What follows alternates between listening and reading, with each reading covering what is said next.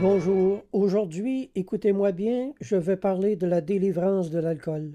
Jésus a dit, l'Esprit du Seigneur est sur moi parce qu'il m'a oint pour annoncer une bonne nouvelle aux pauvres. Il m'a envoyé pour guérir ceux qui ont le cœur brisé et pour proclamer aux captifs la délivrance et pour renvoyer libres les opprimés. Les pécheurs d'habitude sont certainement les plus grands malheureux de ce monde. Celui qui est aux prises avec une addiction est un mort qui marche. En parlant de l'alcool, William Shakespeare a écrit « L'homme met un ennemi dans sa bouche qui lui vole son cerveau. » Tous les alcooliques ont besoin de délivrance divine, parce que cette chaîne est impossible à briser pour un homme. Pour être libérés de l'alcool, nous devons faire appel à 4 choses obligatoires. Premièrement, nous devons admettre notre totale impuissance devant l'alcool et que nous avons perdu la maîtrise de notre consommation. L'alcoolique ne redeviendra jamais un buveur social. Il doit cesser toute consommation. Deuxièmement, il faut nous jeter sur nos genoux et demander la grâce de la délivrance au Seigneur. Jésus a dit « Ayez foi en Dieu. Tout ce que vous demanderez avec foi en priant, croyez que vous l'avez reçu et vous le verrez s'accomplir. » Lorsque vous aurez fait ces 2 premières étapes, la grâce entrera en vous et la soif vous quittera.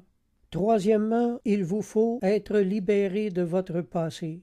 Vous allez dresser la liste de toutes les personnes que vous avez lésées durant votre consommation et éventuellement, quand vous vous sentirez prêt, vous allez aller faire des amendes honorables et les excuses qui sont dues à chacun.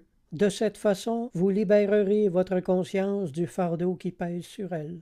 Quatrièmement, vous allez voir un médecin qui sait comment prescrire les médicaments suivants contre l'alcoolisme, le baclofène, le Révia et le gabapentin. Ces médicaments vous rendront indifférents à l'alcool et vous permettront de rester libérés.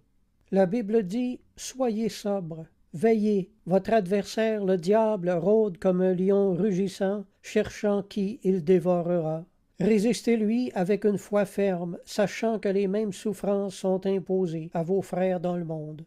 Le Dieu de toute grâce qui vous a appelés en Jésus-Christ à sa gloire éternelle, après que vous aurez souffert un peu de temps, vous perfectionnera lui-même, vous affermira, vous fortifiera et vous rendra inébranlable. Notre combat n'est pas contre l'alcool, ce serait un combat perdu d'avance. Le seul combat que vous êtes appelés à combattre est le combat de la foi. Jésus a dit « Ce qui est impossible aux hommes est possible à Dieu, car tout est possible à celui qui croit. » Si vous avez été touché par ce message et que ce programme vous intéresse, fermez les yeux et priez avec moi.